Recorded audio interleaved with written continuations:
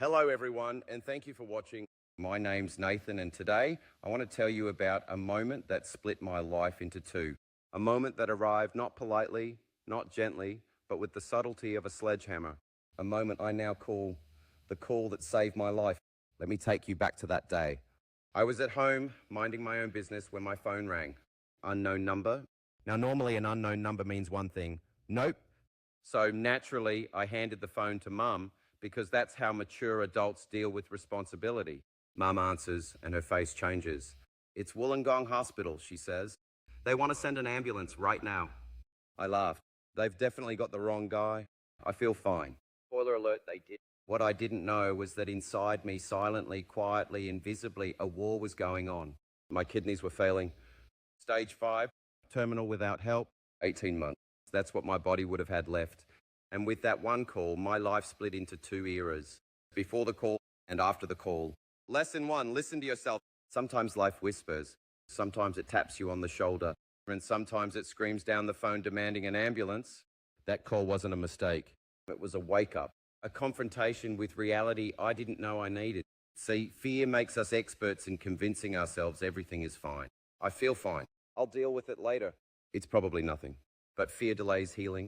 Fear delays action. Fear delays truth. Your call might not come from a hospital. It might come from your job, your relationship, your health, your habits, your finances, or that little voice whispering, something isn't right. Listen to it, because denial is comforting, right up until it kills you. If something feels wrong, even if you feel completely fine, pay attention. Action will save your life. Denial never will. Lesson 2, trust the angels in scrubs. Hospital smells, hospital lights, hospital gowns, which, by the way, offer the modesty protection of a napkin. That's where I ended up. And that's where I met the people who became my lifeline. First, Nurse Carmen. She brings me into a little room and says, "Here, you're allowed to swear as much as you like." I thought that was odd. Then she showed me the 5 stages of kidney failure and asked, "Where do you think you are?" I said confidently, "Stage 3. She replied, "No, you're stage 5. I immediately understood why this was the designated swearing room. Then came the homeless man. He walked around in casual clothes, hair everywhere, looked like he lived behind the hospital cafe. He walked up to me and started talking about kidneys with more detail than Wikipedia. Turns out he wasn't homeless. He was the world's leading kidney specialist, a literal professor, a legend. Within 60 seconds, I was begging him, please be my doctor." He laughed. And then he saved my life. The truth is, nurses and doctors became more than medical staff. They became my guides, my teachers, my protectors, my absolute heroes. When I was scared of dialysis, they were patient. When I joked about buying a kidney in Mexico, they stayed kind.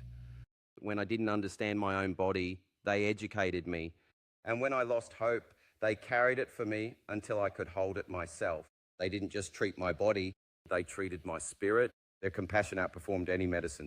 So remember this, when life becomes unbearable, trust the people who show up for you. They are the angels you prayed for, even if they come in scrubs and running shoes.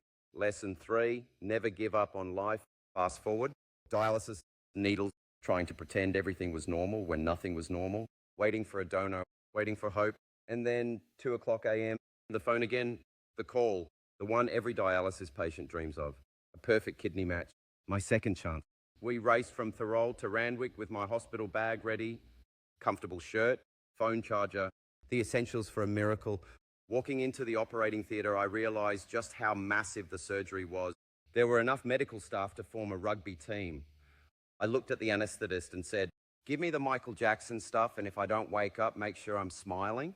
And he said, "Don't worry, you'll wake up." And I did, smiling, alive. 3 days later, I was walking again. With the physiotherapists, known affectionately as the Red Shirt Devils.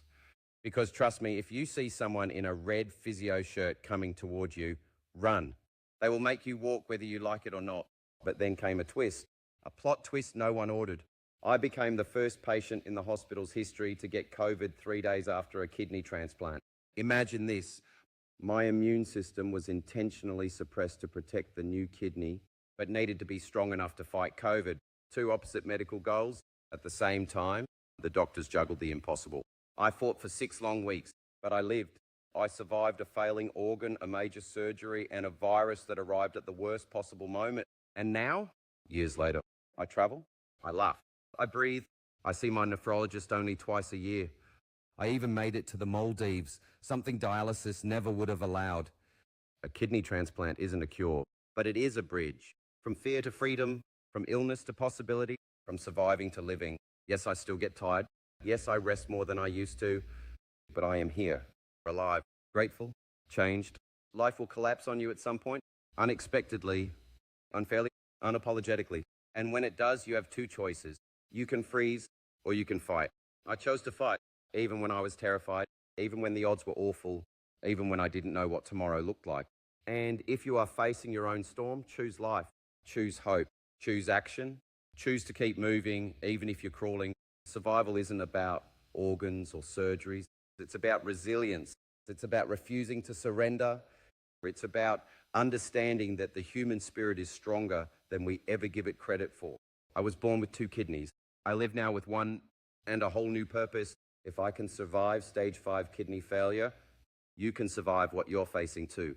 Life doesn't end with a diagnosis. It begins with determination.